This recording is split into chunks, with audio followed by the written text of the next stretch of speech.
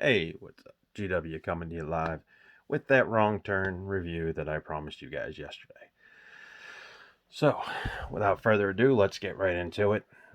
First of all, the elephant in the room needs to be addressed. In this version, there are no inbred cannibals. There's no Elizabeth Dushku or whatever her name is. But the gore is pretty good and it's not overly used. The story is pretty interesting, so I'm just going to jump into that right now. Uh, there is six teenagers who are looking to find themselves. So what do? They try to go up to the Appalachian Trail in West Virginia. Well,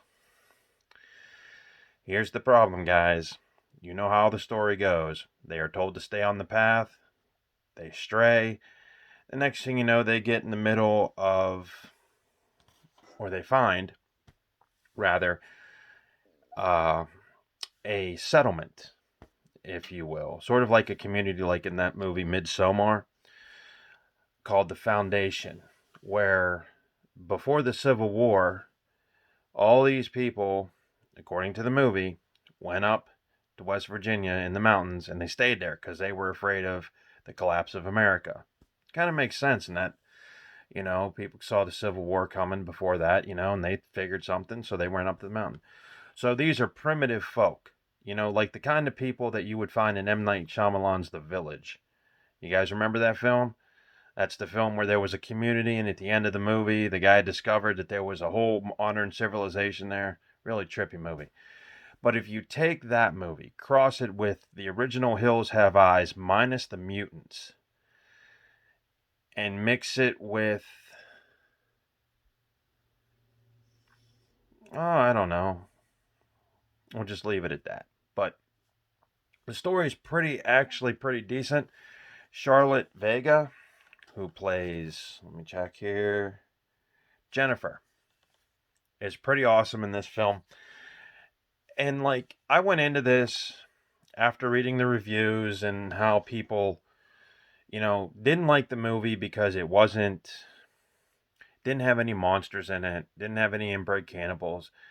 And people put the film down because they said it was slow, it was unnerving. Actually, it's a pretty decent watch. Matthew Modine is in it, and I believe, guys, he is the leader of the Foundation. And one of the things about the Foundation people, that their guards, their hunting unit, are dressed up in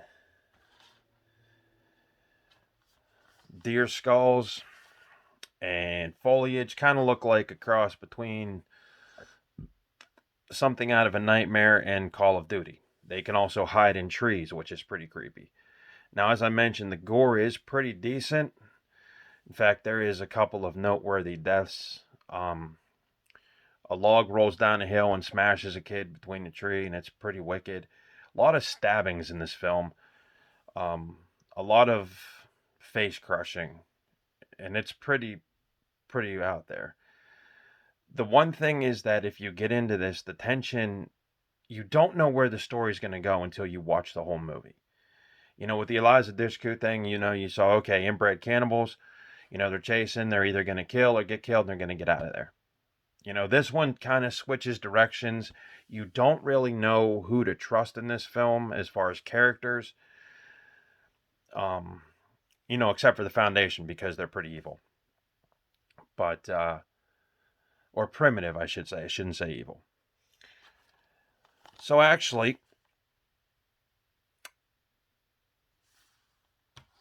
it is pretty neat. And I could see why a lot of people didn't like the film. It's not your traditional monster movie deal. It's more like I said, if you crossed The Hills Have Eyes, with The Village, this is what you'd get. It would be the bastard son of this. Um, the one thing that surprised me, other than the fact that I got into it and I liked it, and the twists, was the overall atmosphere. If this thing was indeed shot in West Virginia, they did a great job of, showing the land as a character. It was pretty neat. And not to ruin the surprise if you guys haven't seen it, but it does hold up as far as action sequences go. There are a few, well, not a few, there are more tense moments in this than I would have expected. And like I said, when you read the reviews on Rotten Tomatoes, some of these are like, dude, this film lost its direction. Nobody knows what it is. Why was a reboot made? And I'll tell you why. Because, you know, horror is changing, guys.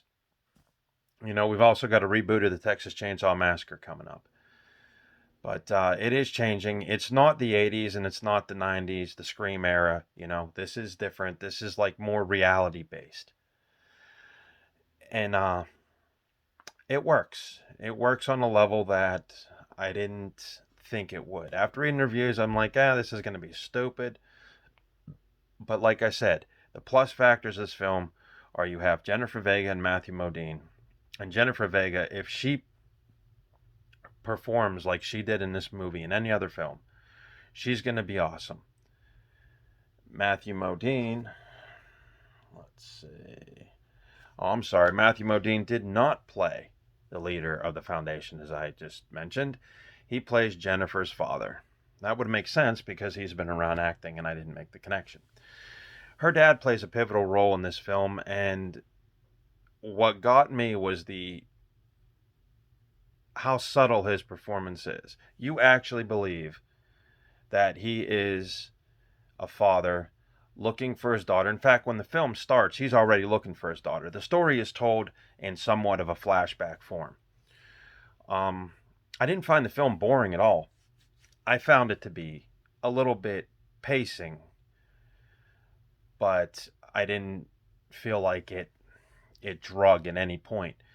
What I did feel like was it actually did what some horror films or thriller films don't do. They take the time a little bit here and there to build up the story. So I thought it was well worth it. And like I said, the plus factors of this film are the performances, the gore, and the atmosphere. Some of the acting from the supporting cast, you could almost say was cardboard. You kind of wanted to believe that they were who they were. And most of the characters, before you even get to have a handle on them, some of them do get killed off in rather grisly fashion. So you do a trade-off here. You don't get to know the characters, but let's hype up the story and let's just shock the audience. And I think a lot of people didn't like that part of the movie either, or that aspect of the movie that they rushed. So, but I mean, it's not as bad as what critics say. But again, you know, it depends on your taste in horror films or thriller films.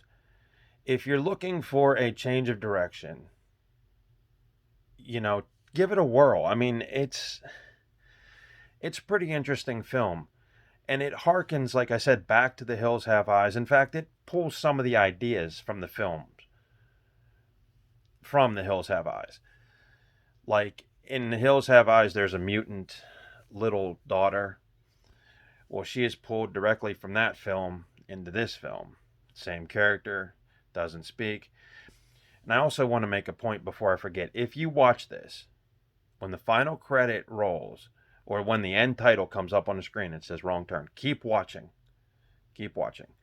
Because there is a little 3 to 5 minute snippet of what happens after the end of the movie. And the twist ending did get me. I want to tell you that, guys. You know, being through this whole movie, you know, and like I said, you don't know who to trust in the film. And then the ending comes and you're like, oh, are you kidding me? You know, watch after that credit. But Wrong Turn, not a bad film, not as bad as what critics said. And basically, I mean, overall, it's a cool film. And it is on Blu-ray. It has some deleted scenes. It has a promotional trailer, which is kind of interesting because it was shot as production was going on, not after it. Most films, when they get done with post-production and they do a wrap, then they do the trailer. But this one did it in the middle, so it's kind of interesting to see, you know, what's going on. And like I said, the movie did not drag. It keeps switching directions on you.